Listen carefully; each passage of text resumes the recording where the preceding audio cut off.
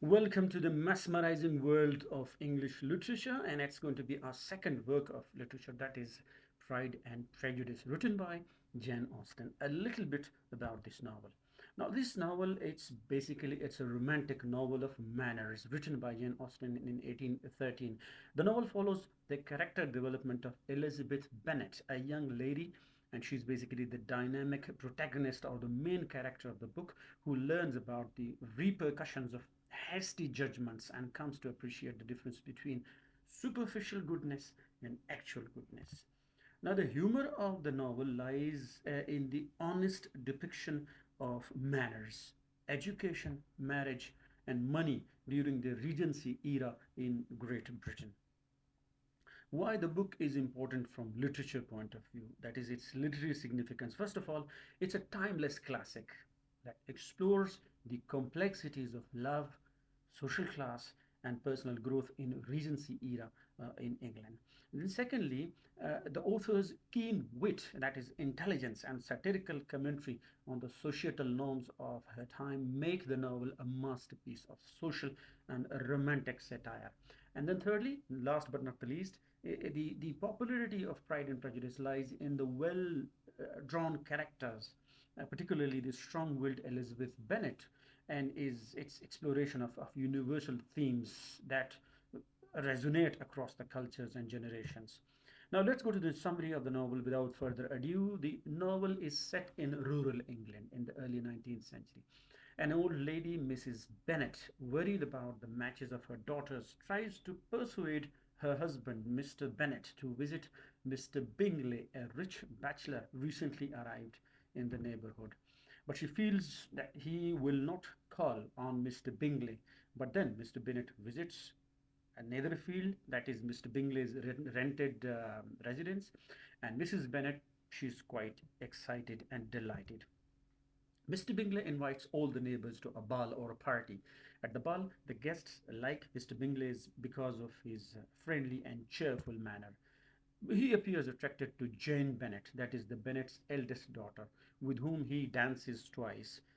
But on the other hand, Mr. Bingley's friend, Mr. Darcy, who is twice as wealthy and rich as compared to Mr. Bingley, he looks proud and aloof, and that's why nobody likes him.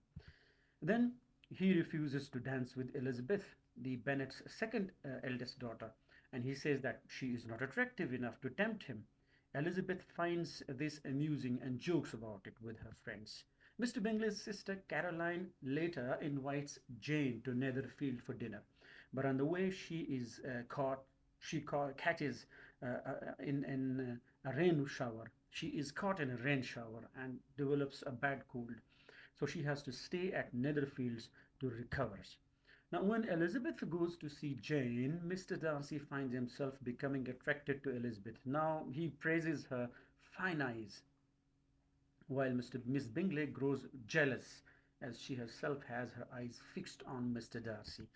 Mr. Collins, Mr. Bennet's cousin and the heir to the Longbourn estate, visits the Bennet family. He's a pompous, obsequious clergyman.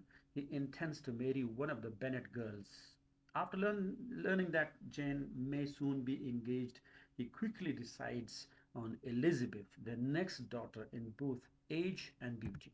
And Elizabeth and her family meet the dashing and charming army officer George Wickham, who chooses Elizabeth. He says he is a relative of Mr. Darcy's family and claims Mr. Darcy deprived him of an occupation with good revenue promised to him by Mr. Darcy's late father. Now, Elizabeth's dislike of Mr. Darcy is confirmed. At the ball at Netherfield, Mr. Darcy asks Elizabeth to dance, and despite her vow never to dance with him, she accepts. Except Jane and Elizabeth, several Bennet family members behave quite weirdly.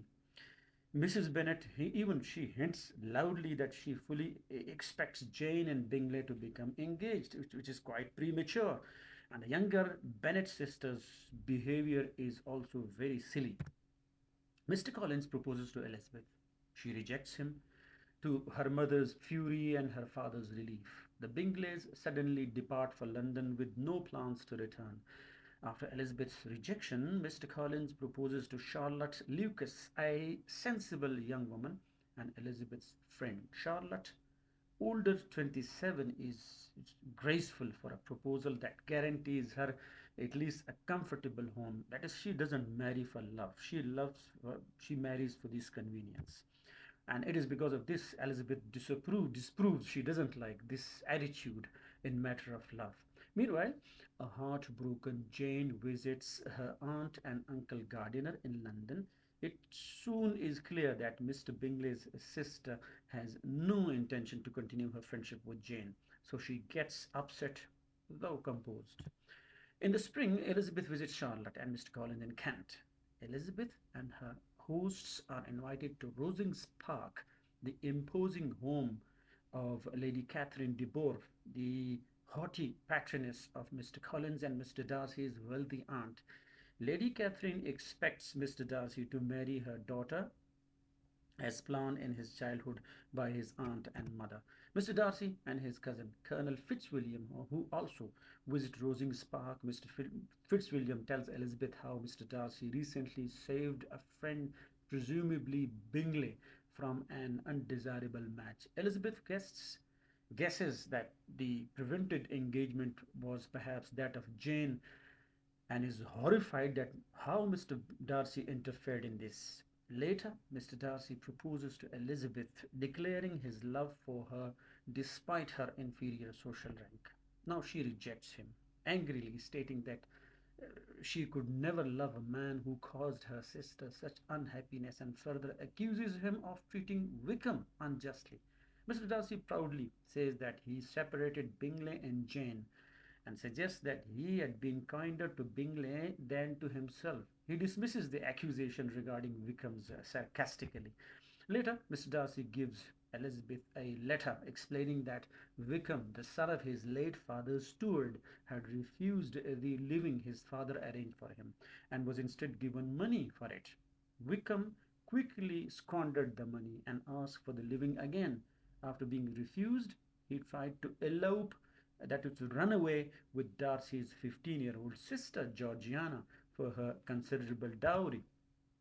Mr. Darcy also writes that he separated Jane and Bingley due to Jane's reserved behavior, sincerely believing her indifference to Bingley, and also because of the lack of propriety of other members of her family. Elizabeth tells her father that Darcy was responsible for uniting Lydia and Wickham. Now, some months later, Elizabeth accompanies the Gardiners on a tour to Pemberley, the Darcy estate, after Elizabeth assures Mr. Darcy's absence. The housekeeper there describes Mr. Darcy as kind and generous, recounting several examples of these characteristics.